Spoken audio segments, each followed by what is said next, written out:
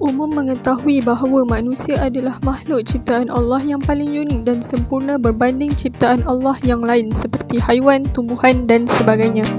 Dalam pada masa yang sama, perkataan Al-Insan ini disebut sebanyak 65 kali di dalam Al-Quran. Sehubungan dengan itu, Al-Insan boleh didefinisikan kepada tiga, iaitu dari bahasa, istilah dan ahli tafsir. Al-Insan dari bahasa ialah makhluk yang diciptakan oleh Allah yang tidak terlepas daripada kealpaan. Tambahan pula, manusia ini merupakan makhluk yang berilmu serta memiliki kemampuan untuk mengembangkan ilmunya.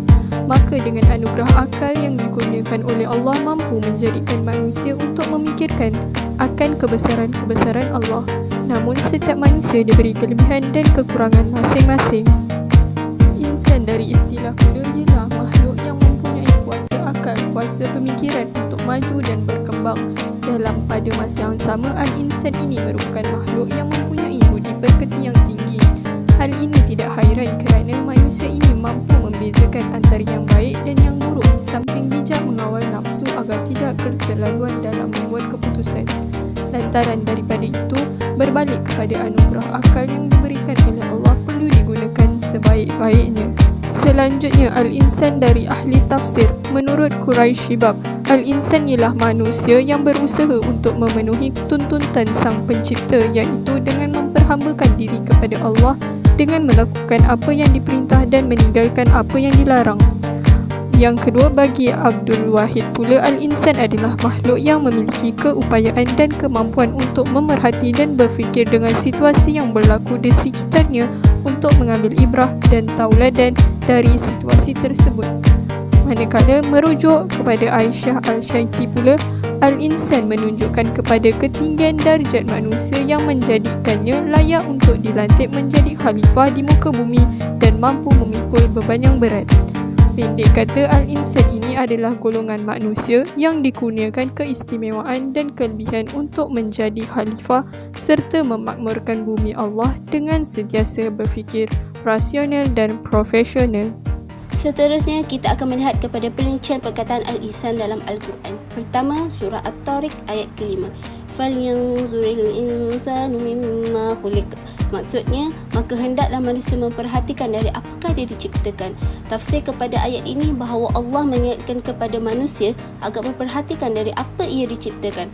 Hal ini Allah memerintahkan manusia untuk berfikir dan memperhatikan dengan sungguh-sungguh dari apa ia dijadikan. Dengan demikian, ia dapat mengetahui kekuasaan penciptanya dan menciptakan dari bahan yang tidak memiliki tanda-tanda kehidupan sedikit pun. Tafsir ini bermaksud Allah suruh kita tengok dan memperhatikan daripada apa kita dijadikan dan mengetahui pencipta yang maha berkuasa ini. Ayat yang kedua ialah dari surah Al-Alaq ayat kedua. Khalaqal insana min 'alaq. Maksudnya, dia telah menciptakan manusia dari segumpal daging. Tafsir kepada ayat ini, Tuhan telah menciptakan manusia yang sempurna bentuk dan pengetahuannya dari segumpal darah. Seterusnya itu akan terbentuk sekepal daging, tulang, pelapis tulang dengan daging dan peniupan roh. Ayat ini mengatakan Allah memberitahu macam mana cara pembentukan manusia itu, bermula dari sekepal daging hinggalah peniupan roh. Akhir sekali dari surah Al-Fussilat ayat 49. La yas'amul insanu min du'ail khair wa in massahu syarru faya'usun qanut. Maksudnya, manusia tidak jemu memohon kebaikan dan jika mereka ditimpa malapetaka, dia menjadi putus asa lagi putus harapan. Tafsirnya, ayat ini mengatakan azab di akhirat yang diperolehi manusia yang menyekutukan Allah. Ayat ini juga menggambarkan sifat buruk manusia ketika di dunia ini. Allah menyatakan bahawa manusia pada umumnya tidak jemu memohon kebaikan untuk mendapat kesenangan bagi mereka, bagi kehidupan mereka di dunia ini. Dan jika sesudah itu ditimpa malapetaka, walau sedikit yang mengganggu kesenangan mereka, mereka berputus asa terhadap nikmat Allah dan hilang harapannya untuk dikabulkan doanya. Seterusnya, saya akan menerangkan tentang ciri-ciri perkataan Al-Insan yang terdiri daripada proses kejadian manusia, keistimewaan manusia dan kelemahan manusia. Yang pertama adalah proses kejadian manusia. Antara ayat Al-Quran yang menjelaskan tentang proses kejadian manusia adalah surah Al-Hijr ayat 26 yang bermaksud, dan sesungguhnya manusia yang pertama yang telah Allah ciptakan adalah dari tanah liat yang kering yang berasal dari lumpur hitam yang mampu berubah warna dan baunya. Ayat ini menjelaskan bahawa manusia pertama iaitu Adam alaihissalam diciptakan daripada tanah liat yang kering. Seterusnya adalah surah Al-Insan ayat 2 yang bermaksud sesungguhnya manusia itu telah diciptakan oleh kami bermula daripada air mani yang bercampur antara benih lelaki dan perempuan, serta kami mengujinya dengan kewajipan, oleh itu kami jadikan mereka dalam keadaan mendengar dan melihat. Ayat ini menjelaskan bahawa manusia yang seterusnya tercipta daripada air mani yang bercampur antara benih lelaki dan perempuan. Yang kedua adalah keistimewaan manusia. Antara ayat Al-Quran yang menjelaskan tentang keistimewaan manusia adalah surah At-Tin ayat 4 yang bermaksud sesungguhnya kami menciptakan manusia dalam bentuk sebaik yang mungkin. Ayat ini menjelaskan bahawa manusia merupakan makhluk yang diciptakan sempurna kerana dianugerahkan oleh Allah akal untuk berfikir. Seterusnya adalah surah Al-Alaq ayat 5 yang bermaksud kami memberi ilmu kepada manusia apa yang mereka tidak tahu.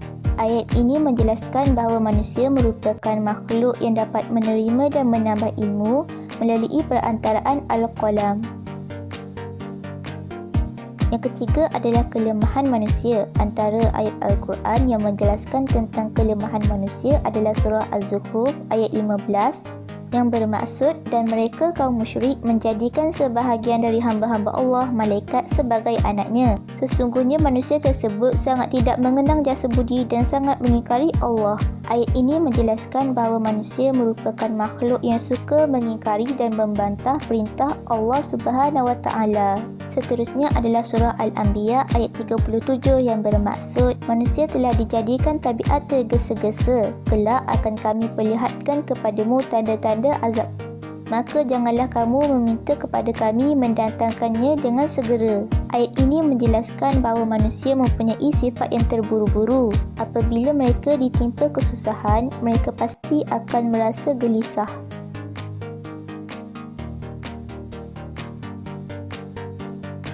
Seterusnya kita lihat pula kepada Al-Insan dan berkaitannya dengan manusia. Okey, pertama Al-Insan mempunyai nilai darjat yang mulia di sisi Allah Subhanahu Wa Taala yang melayakkannya dilantik sebagai khalifah. Manusia pula Allah melantik khalifah itu sendiri di kalangan manusia. Jadinya nak naikkan di sini Al-Insan dilantik sebagai khalifah di dalam kalangan manusia. Okey, yang kedua Al-Insan mempunyai akal yang sempurna membolehkan mereka ini bertafakur kepada Allah. Manusia juga digunakan akal yang sempurna. Mereka ini patuh kepada Allah dan ada kalanya mereka ini tersungkur akibat desakan syaitan dan yang menghasut ke arah kejahatan. Yang ketiga, Al-Insan mempunyai sifat yang sentiasa taat dan patuh kepada Allah. Manakala manusia begitu taat dan patuh namun mereka ini mudah terpengaruh dengan tipu daya hawa nafsu dan juga syaitan. Manakala yang keempat, Al-Insan berusaha untuk menjadi hamba Allah yang terbaik dan bermuhasabah diri. Dan begitu juga dengan manusia. Jadi, kesimpulan yang kita dapat buat daripada keseluruhan Al-Insan adalah yang pertama, keistimewaan Al-Insan ini lebih istimewa berbanding Al-Bashar. Al-Insan juga An-Nas yang dapat dilihat melalui tanggungjawabnya, nilai keinsanannya dan darjatnya yang tinggi. Yang kedua, Al-Insan mampu melaksanakan amanah di muka bumi sebagai khalifah Allah dengan baik. Yang ketiga, kita seharusnya mencontohi sikap Al-Insan di dalam kehidupan seharian dari pelbagai aspek seperti tingkah laku serta amal. Dan yang terakhir, kita sebagai manusia haruslah sentiasa berusaha untuk menjadi hamba yang terbaik di sisi Allah Subhanahu Wa Taala. Semoga bermanfaat.